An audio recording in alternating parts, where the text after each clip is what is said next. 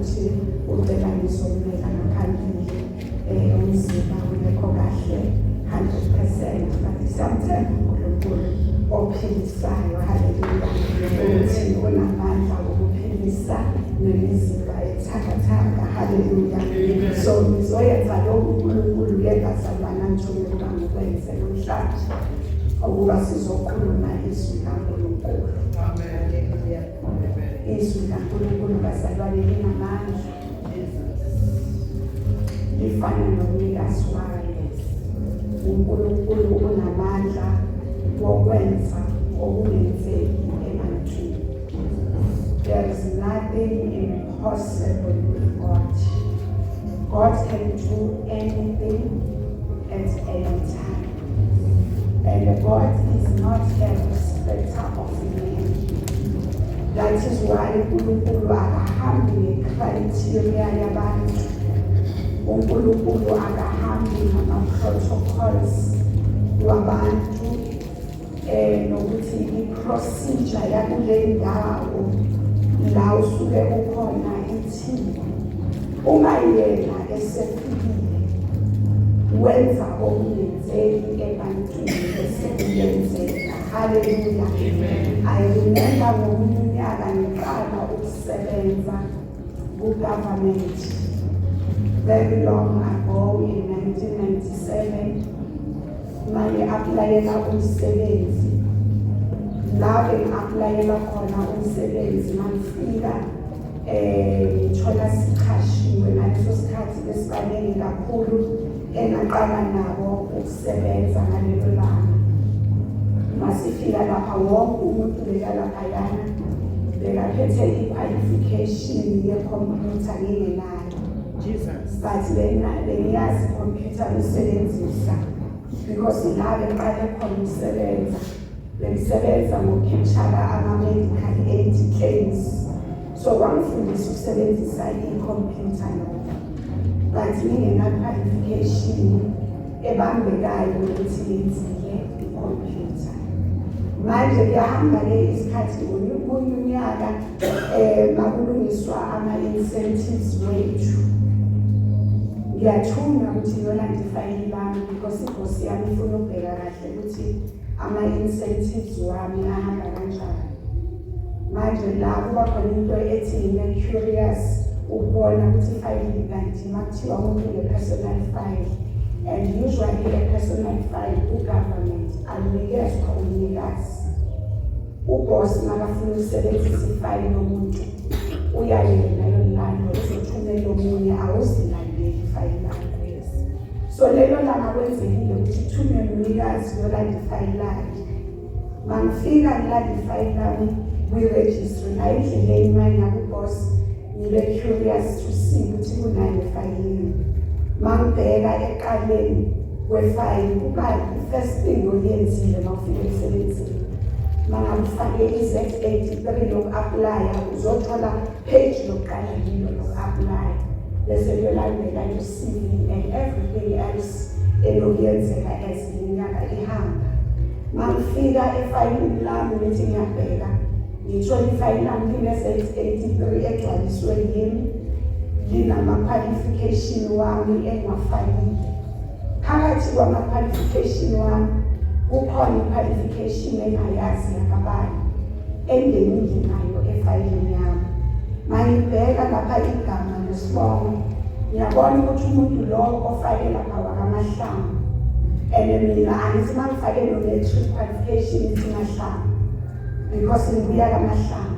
So kuyenzeka-ke ukuthi ngibheke ngibe-curious ukuthi le qualification yathi efayilini lami ifunani. Sengiyabona ukuthi okay lo muntu kaMahlanga bekane-qualification ye-computer, and sengiyakhumbula manje moya engcwele uyangikhumbuza ukuthi konje lesa sikhathi ngiqala ukusebenza ngathola wonke umuntu osebenzayo athi bambize nge-HR qualification plus computer. I didn't have the other one. Hallelujah. Then uNkulunkulu wangibonisa something ukuthi uyakwazi ukwenza into engenzeki. And at that time when I see that sengikwazile ukanye yami manje bizame net computer, but uNkulunkulu ungiqualifye before because uNkulunkulu bekamthembile ukuthi ikhompyutha yona ngeke ngimphothe makangifaka kumsebenzi. And mangithola manje ukuthi ngena kanjani sengine-interest to even see le card abalifakayo ukuthi wena urecommendwe kanjani. Ngiyabona ukuthi one of the qualifying criteria was that I'm supposed to have computer, and ithikiwe ukuthi I do have one. Ngabe sengithi izindlela zikaNkulunkulu ziphakeme kunezabantu. So ngizileke namhlanje ukuzokukhumbuza mntakababa ukuthi uNkulunkulu akukho oku-impossible kuye. Sometimes we look at situations, sibheke ama-circumstances, siye ne-procedure ukuthi ithini, bese siyabelieve ukuthi konke fanele kuyilandele. Angithi siyamkhumbula loyo wayehleli ngaseqhilini for 38 years. The procedure there was that every time iqhibi lizayazanyiswa, kwakumele ongene eqala bese kuba uye ophilayo. But yena ngoba wonke umuntu kazalwane unomuntu amaziyo ogulayo wakibo, wonke umuntu unento yakhe afuna ukusizakala kuyo. Ngiyacabanga ukuthi lo muntu waphela 38 years angatholi ukuphila kwakhe simply because bekhona abanamandla wokusiphonsela abanesidingo njengaye, baziphonsela kahle. But uma sekufike ukuphila kuye ngalelo langa, wathatha ukuthi kuye kukhulunywe igama, abese uyaphiliswa ngelizwi without the procedure of the day. Ukuthi namhlanje asiyolinda ukuthi iqhibi lizanyazanyiswe angeke aphile, kodwa uyophila ngakangeni naseqhibini. Hallelujah. uNkulunkulu-ke loyo esimkhonzayo. If we can learn to trust God with everything that we have, bazalwane, sizowabona amandla kaNkulunkulu. Ngakho-ke angithi-ke mangifakaza ngoNkulunkulu, ngithi bese uthatha i-vaccine ungayenzi lokho kumele ukwenze. Omunye uzoyeke isikolo athi uNkulunkulu okwafaka uMampostoli emsebenzini nge-qualification anganayo uyomfaka nawo. uNkulunkulu ubheka ukuthi are you capable. Mabathi emsebenzini bafuna umuntu one-qualification ye-medicine, uNkulunkulu angeke azamsukele athi umntwanami Nkosi yami ufuna umsebenzi, nasi isibhedlela sifuna uDr. Mthatha ayombeka njengoba uDr. Mbulala abantu, ngoba angikwazi ukudiagnosa umuntu. I cannot write any prescription for anyone. uNkulunkulu uyobheka the qualified eziqualified uye, and that those that are capable bese uphumelelisa abanjalo. Hallelujah. So ngizileke bazalwane, ngizomkhuthaza. Ngiyathanda ukuthi siye emazwini kaNkulunkulu esiwathola from the book of 2 Kings, amakhosi, 2 Kings chapter 6. Sifunda uverse 1 sine kuverse 7. 2 Kings chapter 6 verse 1 to verse 7. Amadodana abaprofeti athi ku-Elisha, bheka indawo esihlezi kuyo phambi kwakho, siminyene kuyo, masihambe siye eJordani, sithathe khona kube yilowo nalowo umshayo ube munye, senzele khona indawo esingahlala kuyo. Wathi hambani. Kepha omunye wathi vuma uhambe nezinceku zakho. Wathi ngiyakuhamba. Wayesehamba nabo. Sebefike eJordani bagawula imithi. Kwathi lapho omunye esagawula umshayo, insimbi yawela emanzini. Wakhala wathi, maye Nkosi, ibitshelekile. Wathi lowo muntu kaNkulunkulu, iwelephi na? Wamkhombisa indawo. Wayesenquma uthi waliphonsa khona insimbi yantanta. Wayesethi yikhuphule. welula isandla sakhe wayithatha. Amen. Hallelujah. Bazalwane, just to summarize the story esifunda ngaso ezweni kaNkulunkulu. Lana lithi iBhayibheli, these are the sons of prophets. Ngabe bahlala khona bebahlala nomprofethi omncane lo ngikhuluma ngaye last week, umprofethi uElisha. Akasimncane ke bazalwane in terms of amandla nawo and everything else, but bengikhopela no-Elijah okunguye wamfundisa iministry yobuprofethi. Hallelujah. So la uElisha ke iBhayibheli lithi uhlala namadodana wabaprofethi uyabakhuluma, teaching them the ways of God, teaching them how do you behave as one of the prophets. Hallelujah. La kule ndawo ke bahlala kuyo basebayanda kakhulu, uNkulunkulu wababusisa ukuthi bayanda bababanengi isebenzi. People who are willing ukuthi babe in the presence of God, people who are willing to serve God. Lithi besisebabanengi kakhulu. Bababanengi baya kuProphet Elisha.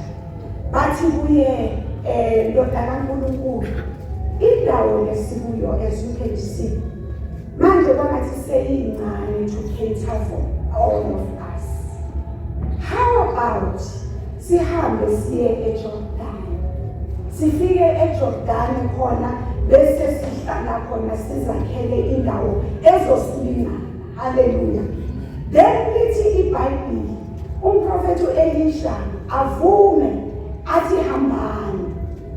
Ma ethi hambani, one of them athi asikwazi ukuhamba ngaphandle kwakho. Uyamcela ukuthi sicela ukuthi sihambe nawe, because bayazi ukuthi whatever that they do, whatever abafundisa kuyona bakulaya kuye ukuthi yenziwa kanjani. Then bayahamba ke bazalwane iBhayibheli la lithi ke bayafika ke eJordan, baphethe amazembe wabo, bayakamba laphayana ihlahla, mamakapa ihlahla bazoyuza zona lithi ukuthi bayozakhela indawo entsha enkulu. Ezibabhizi benza njalo, omunye wabo lithi iBhayibheli esashaya isihlahla lezembe ngaphambili bese liyanqamuka liwela emanzini. Maliwela emanzini wabese uyamemeza kakhulu, yakhala ukuthi maye izembe liwele emanzini.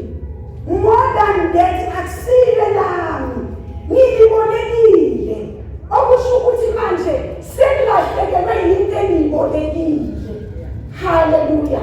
So ke bazalwane lithi iBhayibheli uElisha abese uyasondela kuye uyambuza ukuthi liwele kuphi.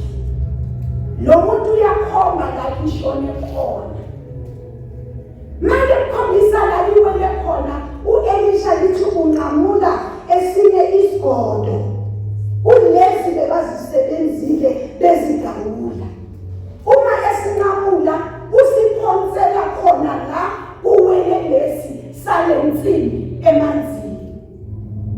Lithi ke iBhayibheli kuleyo sin leyo kwayenzeka imiracle, kwayenzeka into engayenzeki ebantwini. The force of gravity wouldn't allow, science wouldn't agree, even myself I wouldn't believe ukuthi bekungayenzeka lokho kwenzeka lapha. Lithi iBhayibheli makaphonsela leli godo la emanzini kuwele insimbi, le godo malishona phansi kukhuphuka insimbi. Lithi le nsimbi yezembe yaflota phezu kwamanzi.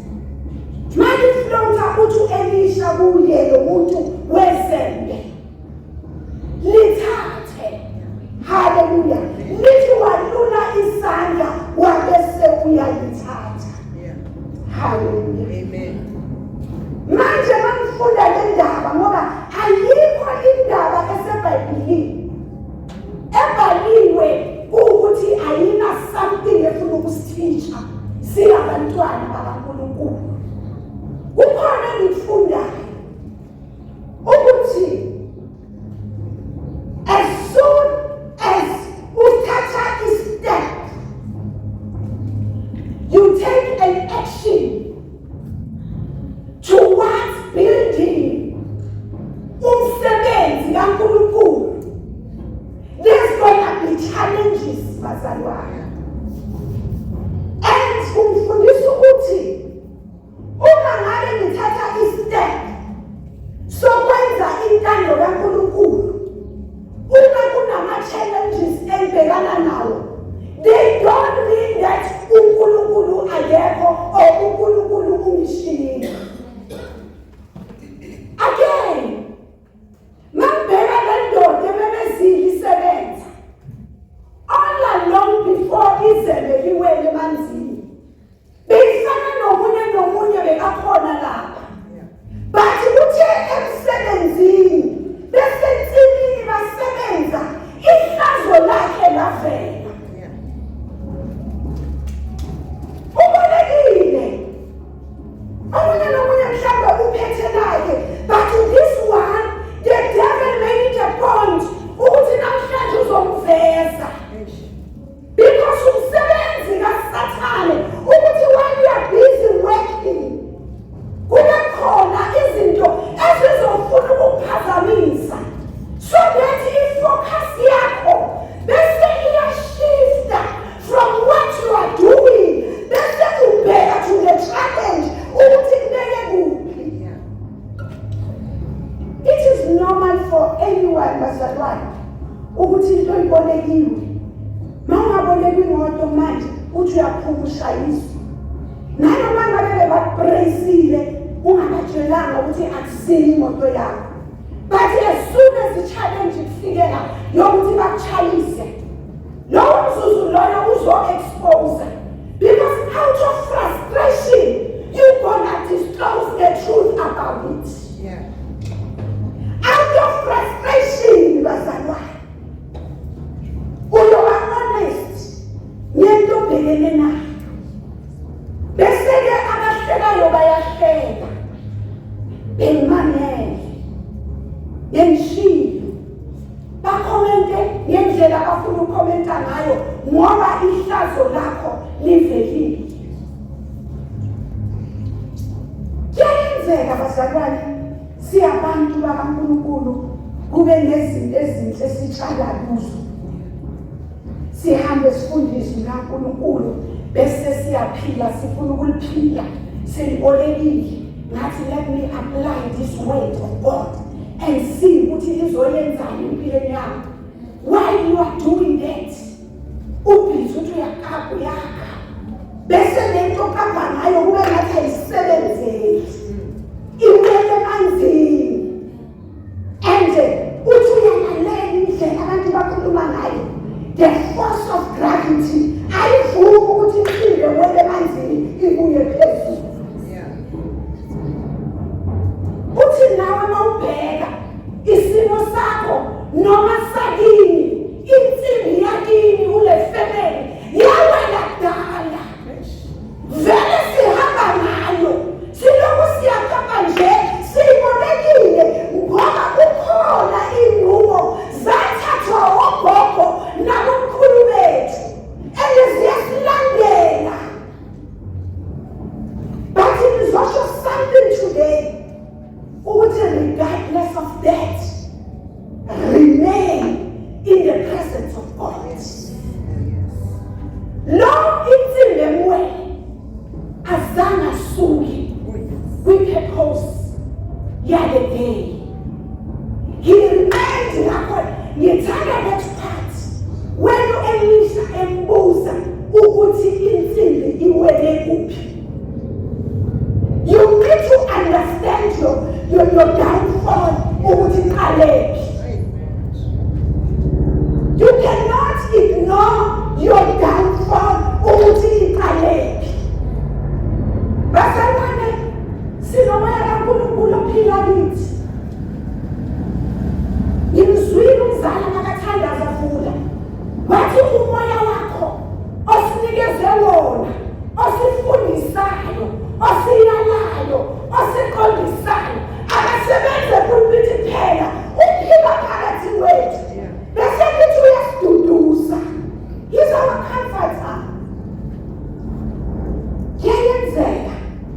ukuthi uhamba kahle ubhizi nento uzanayo kahle bese izembe liyawela leso sikhathi izembe liwela bingabuye lo wamemeza ngithanda effect yokuthi bala ukuthi umprofeti asale ngemuva umprofeti ngaleso sikhathi beka-representa uNkulunkulu.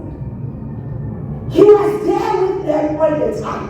Makwenzeka okwenzakalayo wabesumemeza kuye washiya abanye wamemeza uNkulunkulu.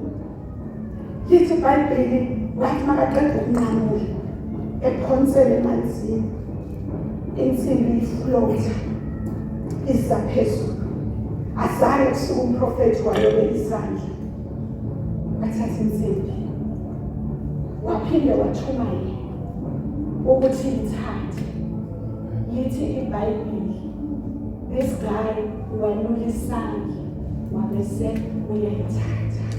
Hallelujah. Manje ke ngizothi la kuphuke khona la kuhambe kwahlephuka khona namhlanje ngizothi bika kuye. And mawuqeda ukubika kuye ungayishiyi indawo yakho. Ube at peace. Ufunda ukuba nentokozo ingekho. Ufunda ukuthi my joy comes from the Lord. Yes. Akulimazini umuntu bazalwane. Siyabantu siyaphila. Angeke uzukhona uhlale kumuntu. Ngoba ngisho nengane encane uyayiguga bazalwane.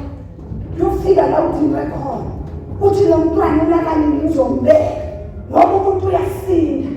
Manje thina sifuna ukuthwala umuntu. Simthwala enhlizweni. Ungasalali nasebusuku. Umuntu lokhu umthwele. Ubathe wenzani lokhu umthwele.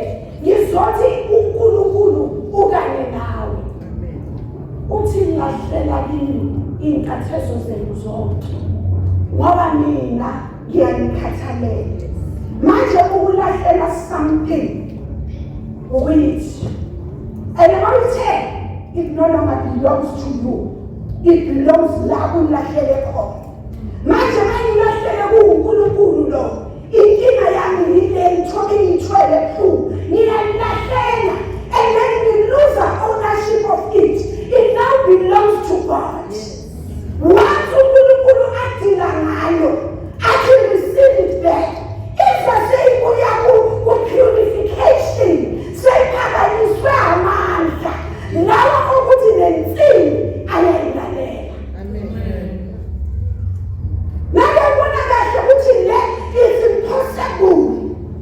Lokuthi ukhohlakele inhliziyo yakhe enkulu. Yakhe iphinde ilunge. uNkulunkulu kwazi ukuyilanda insimbi ayilande ngogodo. Ise phezulu. Bese uyayibika uNkulunkulu. Ungavumi nje lula.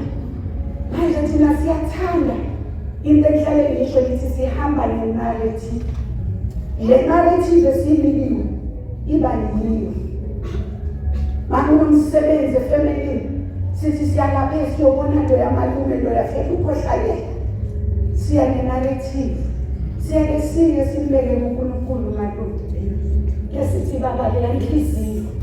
Ake ukhiphe inhliziyo yethu. Ake uyithume. Ukufundise nabantwana ukhule umthandazo right. Ningaloku nibabumbaya. Wasonele kuloyo malume lokhohlakeleyo. Asitshali kahle bazalwane. Fanele ukuthi sifunde ukuthi thina asishiyi indawo yethu. Ukuze uNkulunkulu ayoyilanda lento esilimazayo. Ayoyilanda lento esikhathazayo.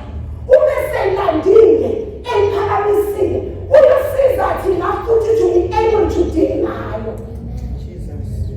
Kwenzeke isentini kulo mntwana lo olahlekele izembe. uNkulunkulu wenza sure ukuthi inkathazo yakhe uyayilungisa because sena-frustrated. I'm sure uyacabanga niyothini mangibuyela lapha. Yazi into mayibolekile kusho ukuthi vele bongenayo. Boqaleke self. What more now? Fanele ukuthi ngiphinde ngiyaqala ngeyakhe before ngibane yakho. Ngiyamlimaza umuntu konke lokho. kodwa ngizile namhlanje ukuzokukhumbuza ukuthi uNkulunkulu uthembekile bazalwane. Noma ngabe besoyibheke ngamehlo wenyama wathi akwenzeki. Ngicela ukutshela namhlanje ukuthi akukho okungenzeki uNkulunkulu. uNkulunkulu can change your situation. Mawungafinayo injalo ulokuvela ukuthi thina vele ekhaya ngala lethi thina vele ekhaya. Because abazalwane abaningi siyahamba nayo leyo narrative yokuthi sihambe nezinto ezingasisibusiso sikaNkulunkulu bese siyazithwala bese siyazinesa sithi vele ekhaya. Bathi thina sisiko basekhaya lasemhlabeni sibasekhaya lasezulwini. When blessings are declared ngempilo zethu thina sibambelela emazwini akhulunywe lizwi likaNkulunkulu bese siyahalwa bazalwane sihleli kahle uNkulunkulu. Manje inkinga yethu ukuthi sifuna ukuthi siyilwa isiKristu siphinde sisuke solilwa ngendlela yabantu abasiyo amaKristu. Thina yethu ilwa emthandazweni eyethu ilwa uNkulunkulu. Manje into ekhathazayo lithi uthandaze ungaphezi until the answer comes. uNkulunkulu uthembekile ukuthi lokhu akhulumile ezwini lakhe bese uyakufeza and then bese you reach out isandla sakho bese uyayifinyelela ngoba izikhulumile. Manje thina sisaba ngisho ukulula isandla ku-forgiveness. uNkulunkulu sekathe hayi njengoba qine kangaka wena yenza right uzothanda uzophakama ayithi uqinile uyilesele bese wena ubheke ngelihlo likaJehova bese uthi Nkosi ngisho njengoJesu Kristu owathanye ngesiphambanweni eshayiwe limazini wathi ababheka bonke abamlimazile wathi Baba baxolele for they do not know what they are doing. Hallelujah. Ngoba we understand more than that ukuthi isitha siyasetshenziswa whatever that you may think of ukuthi le ayana lese too much lona dala beli addiction yakudala ngisaphela ibikwa kuNkulunkulu uyilanda ngaphansi kwamandla ayiphakamisi ezinye vele zangiwe zayokhuluma kude bazalwane sayoboshelwa ukuthi into zethu aziyolunga. Ngicela ukutshela namhlanje ukuthi as long as uhlele ekhoneni kaNkulunkulu akukho okungenzeki kuNkulunkulu. Akukho okungenzeki kuNkulunkulu. Ungathuki ngisho sebakuqalelisile. Ukhona labantu azozathuze athi mina vele ngakhuluma kayiwaniso kanjalo bese ukwakelo uzalo ubani akhuluma amazokufa kuwe athi ayikho into yakhe sazoba right. Mina ngikhona uNkulunkulu oluvula iminyango ivalekile oloqala bheka kungasindi wonke athi laba abayongena namhlanje nawe remember we were 37 ebesiqala ukusebenza nge1 January 1997. Ngalelo langa lelo I was the only one amongst them ebengifakwe uNkulunkulu. Nobody wanenzela ifavor bazalwane. And now umamela abanye nobhuti wakhe nosisi wakhe unabantwana wakhe la emsebenzini. But I was the only one bekangena sihloko kwakubani sihloko. Because uNkulunkulu masayiqala into yakhe ethi uyawenza umsebenzi uyawuphelelisa. Hallelujah. Manje thina sibheke ukuthi ayeke kusahlangana. Ngizokhuthaza namhlanje. I-project yakho leyo lokuyikhuluma uyideclare. Start acting like ikhona. Ubhilive uNkulunkulu. Ungasuki endaweni yakho. Ifune business elisemqondweni wakho ukuthi uzoba nalo libone liphumelela elibone likhulu. Because uNkulunkulu wena ubona isiqalo leli sesiphethweni. Ngoba sena uqedile umsebenzi wena awuqala. Hallelujah. Akukho uNkulunkulu asinikeza kona bazalwane okungaphezulu amandla ethu. Nama-bosses lawa hluphayo. uNkulunkulu usithembile kuleyo misebenzi. Usitrustile. Awenze kahle umsebenzi wakho uthembeke. Uwenze ngathi ujabulile bangajabulisa.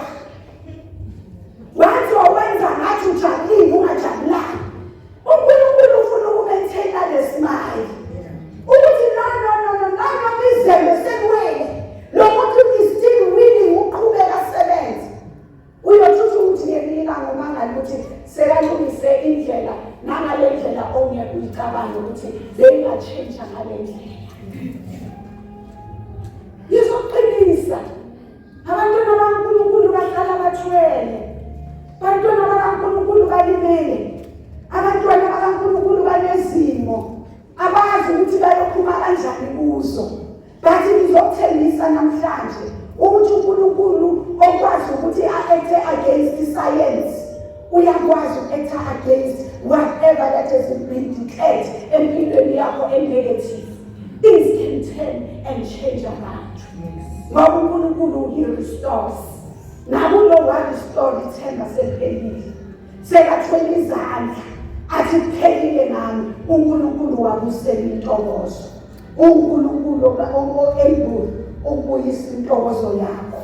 Manje thina ekumele ukuthi sifune ukukwenza ukuthi bese singasuki ebukhoneni bakhe. And then more than that, one thing I like about this guy, ukuthi nendlela yakhe beyivulekile kuzo. Because izwi lithi malithi dlula isandla uthatha bekalalele. And again, this person, what I like about him, he was honest with God. So sikhonza uNkulunkulu ongeke ufike uyibeke soyifihla uyifakela amablomu because uyibona ngaphansi kwamablomu ukuthi the real situation ithini. Yiko mina ngangithandaza uNkulunkulu. I enjoy him very much when I'm alone because ngiyazi ukuthi mangitshela angifuni ukushiya lutho. Ngimtshela njengoba injalo engayihlobisi bazalwane. Ngibeka njengoba injalo. Ngiyenzelelani ukuthi ngoba ngi-honest with God, ngiyibonekile akusiye yami. uNkulunkulu uzongenelela understand ukuthi akusiyo eyami. Hallelujah. Bese siyafunda bazalwane ukwenza intando kaNkulunkulu. Simkholwe isimo sivuma noma isimo singavumi. Uphume ebanganini abangekho right. Abangani bazalwane bayamosha i-relationship yomuntu noNkulunkulu. If you associate yourself with people abangahlali kahle kuNkulunkulu, bayakuthelela ekungabini right kuNkulunkulu. Bese uzithola sofana nabo. So mangabe ke unomngane baloku uya-assessa manjani manginalomngane wami kuba khona izinto ezingahambi ngendlela. Remember ngithi umoya ongcwele ukhona ukuthi uyaphila, uyasikhuza, lalela. Ungcono ukuluza umngane wakho nokuluza impilo yakho. Ungcono uluze umngane noma ngabe wena iminyaka I do not care. Umluze but uzitholele isibusiso sokuhlala entandweni kaNkulunkulu esizohamba nesibusiso sokuba umntwana kaNkulunkulu. Ungabenzeli ifavor umngane wakho. Ungasabi futhi ukumtshela ngabe isikhathi sokuthandaza umuntu. Umtshela ukuthi yabona lesikhathi ongifuna ngaso angikho available ngiyathandaza. Manje thina sifuna ukuthi bese siyacompromise izinto zikaNkulunkulu. Sicompromise labangani bethu nabantu esibathandayo. Isikhathi sakaJehova senze isinqumo naso. Masihlale kuyisikhathi sikaNkulunkulu ukuze lamandla lawo okulanda izinto ngaphansi kolwandle bese ayasebenza empilweni zethu, abese ayamanifesta. Haleluya. Bese siba abazalwane ababonakala nangeyithelo ukuthi siba kaNkulunkulu. Lasikhona abazalwane ake kube nephunga elimnandi. Ungabe umzalwane wherever la ukhona urubber off abantu ngendlela engekho right. If there's that element kuwe ibike uNkulunkulu ukuthi baba mina I don't know. Every time sebantwini kuba nesibhongo kube nezimpi siba nokuxabana kanti yini na yini Nkosi. I'm asking for the discerning spirit ukuthi bese ngiyahlola ukuthi mele ukuthi kulunge kuphi kimi. Hallelujah. uNkulunkulu uthembekile bazalwane ukuthi bese uyasilungisisa. Asiwabeni uhambe nje mawuzalwane if izinto zami kahle kuthi lo mqondo wobuKristu kuwe umoya kaNkulunkulu uphile phakathi kuwe ungayenzeki abantu favor ngokuthi ucompromise izinto zikaNkulunkulu. Sibathangeni abantu sicompromise but as long as asicompromise nezinto zikaNkulunkulu bese sihamba kahle. uNkulunkulu uthembekile bazalwane ukuthi bese uyasibusisa bese uyasilwela bese uchenja izimo zethu sibe ngale ndlela yena makasibheka asibona ngayo. Lithi izwi lenkosi mkhulu ngalithi unalo sezulu. So whatever isimo obhekene naso uSathane ufikile wasitila your joy, wasitila your peace, wasitila ama-opportunities wakho bonawo uthi uyabheka kuvaleke neminyango yonke.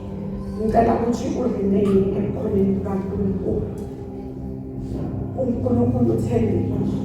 Uma athe ezwini lakhe the Egyptians you see today you shall see no more. Akakhuluma manje akafuni uNkulunkulu ngamanye amagama ukuthi sihlale ngaphansi kokucindezeleka kwi-freedom yethu because he has set us free. So we must be free indeed. In everything we do, everywhere we are, we need to feel the presence of God ukuthi hamba nathi. Sifile ukuthi we are free. Sikhululiwe kuzo zonke izinkathazo ngoba yena uyasikhathalela. Hallelujah.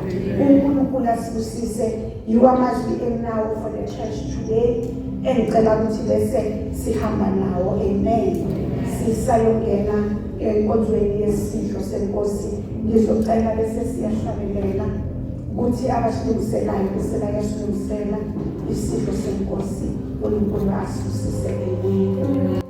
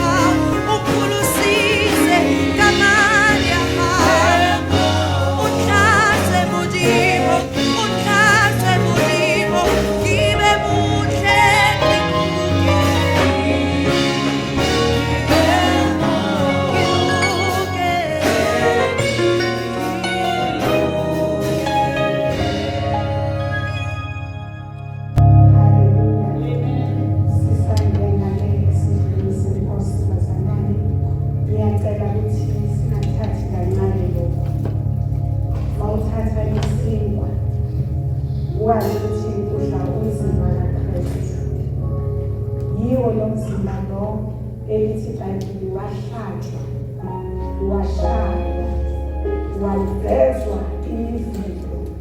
Le mivimbo yile elithi izwi likaNkulunkulu, le mivimbo yakhe siphile. Le mivimbo kaKristu siphilisi. Mawuphuza la, understand that today ukuthi uphuza igazi likaJesu.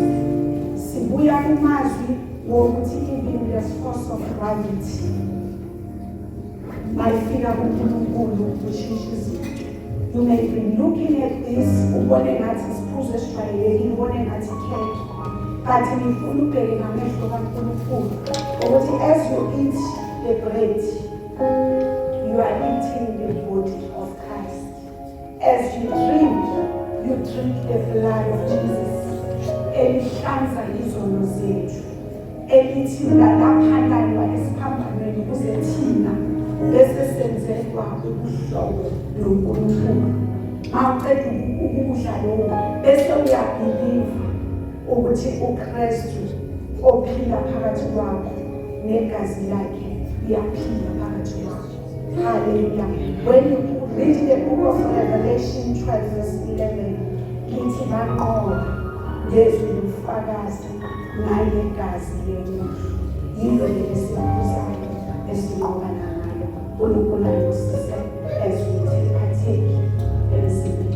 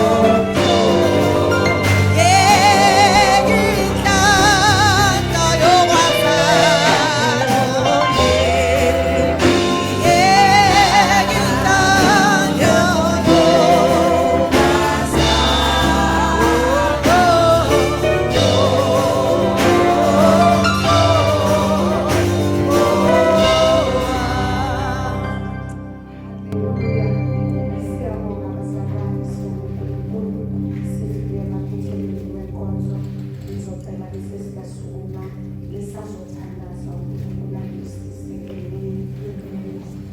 Baba wethu onamandla wonke, isipho sethu Jesu Kristu. Baba siyabonga konke osokwenzekile kule ndawo namhlanje, suke eqaleni lenkonzo lapho siphakamisela udumo kuwe nesibongo. Baba onamandla wonke siyabonga, sibonga izwi lakho uNkulunkulu onamandla elisipha amandla empilweni. Sibonga uNkulunkulu wethu engcwele imbusiso zakho ngeminikelo yethu esiyilethile kule ndawo. Baba sibonga uNkulunkulu onamandla wonke, uthi uNkulunkulu okwazi ukwenza okungenzeki ebantwini kwenzeke. Baba siyabonga nangegazi likaKristu Jesu elachithekela thina esiphambanweni. Namhlanje sihlanziwe senziwe abantwana bakho, nangaleli gazi siyanqoba, ngalo leli gazi uqashula izibopho, ngalo leli gazi uphendula ngisho uNkulunkulu onamandla wonke nezinto ezihamba kwi-bloodline yethu, kodwa sibonga ukuthi ziyanqamuka egameni elinamandla, igama leNkosi yethu Jesu owaseNazaretha. Baba siyabonga nangomzimba kaKristu owanenge esiphambanweni, wahleshulwa, walimalela thina, wasithwala isiphambano ukuze Baba bese kithi kuba lula nanoma sidlula ezimeni ezinzima. Sibonga ukuthi ukhona usithwalele zona kuqala. Sibongile-ke Nkosi ukuthi uJehova wena osilwelayo nasezimpini, ezinye uzilwa singaziboni ngamehlo enyama, ezinye uzilwa silele emaphusheni wethu, ngoba ushilo wathi wena ozela ulali. Baba uyasibiyela wena osithumela ngisho ingelosi zakho ngathi uNkulunkulu onamandla zikhona nazo imini nobusuku sisibhekile. Baba siyabonga ukuthi uyasilwela, uyasindlulisa, uyasiqashulisa nasogibeni lomkhumbi.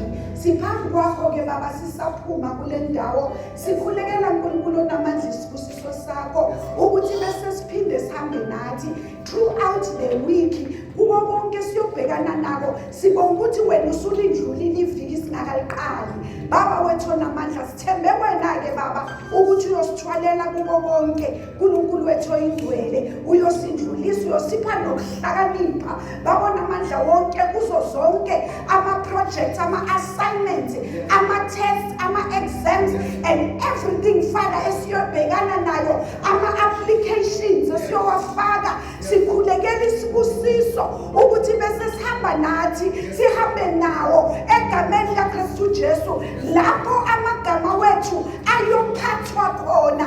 Baba sibonga ukuthi leyo mihlangano usukhona phakathi kwayo ngegama likaKristu Jesu owaseNazaretha.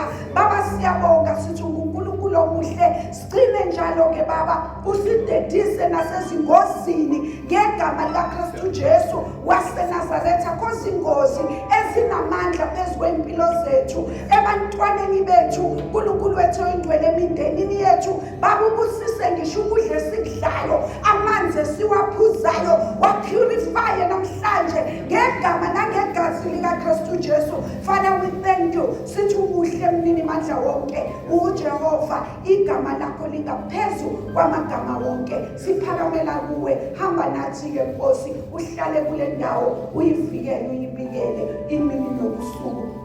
Ubusise ukukhonza kwethu kosuku lanamhlanje. Abantwana bakho bonke abaye basidela ukuza kule ndawo, hamba nabo-ke Nkosi, uyobalungisela nasezimeni zabo, emakhaya wabo, kuwo konke lapho bekhona, egameni elinamandla, igama leNkosi yethu Jesu owaseNazaretha.